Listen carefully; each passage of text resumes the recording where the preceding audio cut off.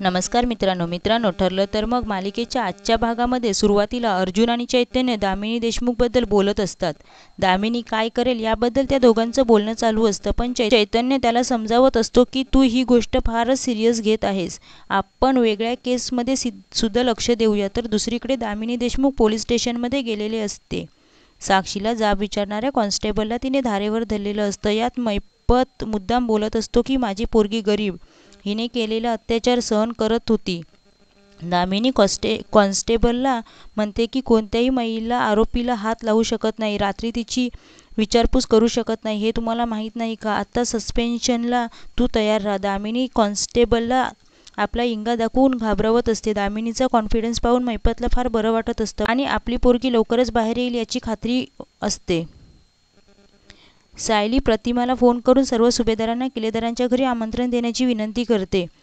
सायली असं बोलण्यात नक्कीच काहीतरी हेतू असणार हे प्रतिमाच्या लक्षात येतं, त्यामुळे ती सुद्धा तिच्यावर विश्वास ठेवून कल्पनाला फोन लावते। कल्पना आधी वाटतं की प्रियासाठी प्रतिमाने फोन केला असावा, पण प्रतिमा तिला म्हणते की मला तुझ्याशी बोलायचं आहे, आज सर्व सुभेदारांनी माझ्या घरी यावं अशी माझी इच्छा आहे। प्रतिमा अचानक का बोलवते हा प्रश्न कल्पनाला पडतो, पण ती येण्याचा आग्रहच करते। पूर्णाजीला सुद्धा तिने सांगितलेलं असतं, आपण तिथे गेलो तर रविराज आपल्यावर आणि प्रतिमावर चिडेल अशी भीती कल्पनाला असते, पण प्रतिमा बोलते की मी ते सगळं सांभाळून घेईन, फक्त तुम्ही सगळ्यांनी नक्की या।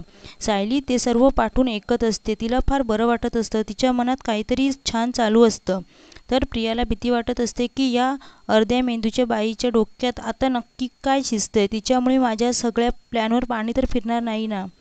अर्जुन काम करत असताना चैतन्य येऊन त्याला खबर देतो की दामिनी देशमुख पोलीस स्टेशनमध्ये धुमाकूळ घातला आहे, तिने एका कॉन्स्टेबलला सुद्धा सस्पेंड केलं। अर्जुन म्हणतो की मला वाटलेलंच, ही बाई असंच काहीतरी करणार, मुद्दाम साक्षी किती इनोसंट आहे हे दाखवण्याचा प्रयत्न करणार। तो कामाबद्दल काही पुढे बोलायला जाणार तितक्यात सायलीचा फोन येतो। सायली त्याला सांगते की आज आपल्याला सर्व सुभेदारांना किल्लेदारांच्या घरी बोलावलं आहे, प्रतिमा आत्याने आपल्याला खास आग्रहाचं आमंत्रण दिलंय। अर्जुनला सुद्धा प्रश्न पडतो की मध्येच आपल्याला का बोलावलं असेल, पण सायली बोलते की तुम्ही काही प्रश्न विचारत बसू नका, फक्त तुम्ही या आणि येताना चैतन्य भाऊजींना सुद्धा सोबत घेऊन या। अर्जुन निमूटपणे तिचं ऐकतो। दुसरीकडे सर्व सुभेदारांचे किल्लेदारांच्या घरी आगमन झालेले असते। जेव्हा रविराज सर्व सुभेदारांना आपल्या घरी आल्याचं पाहतो तेव्हा तो भयंकर चिडतो। या सर्वांनी आपल्या मुलीचं आपल्या नकळत लग्न लावलं याची चीड त्याच्या मनात असते, पण प्रतिमा त्याला म्हणते की हे सगळं माझे पाहुणे आहेत आणि माझे पाहुणे म्हणजेच तुमचे पाहुणे, पण रविराज काय मान्य करायला तयार नसतो। तेव्हा प्रतिमा बोलते की तुम्हाला माझी शपथ आहे, आज घरात चांगला कार्यक्रम आहे, तुम्ही सगळे बोलता की आपण पूर्वी सगळे समारंभ एकत्र साजरे करायचो, आज रामनवमीसारख्या या सणादिवशी मी कीर्तनाचा कार्यक्रम ठेवला आहे, हा कार्यक्रम आपण दोन्ही कुटुंबांनी एकत्र पाहायची अशी माझी इच्छा आहे। प्रतिमाच्या हट्टापुढे रविराजचं काही चालू शकत नाही।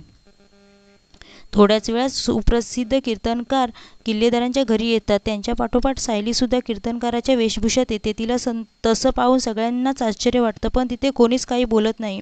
त्यानंतर कीर्तनाला सुरुवात होते। दोन्ही कीर्तनकार रामाची महती सांगत असतात, यामध्ये दोन्ही कुटुंब तल्लीन झालेले असतात।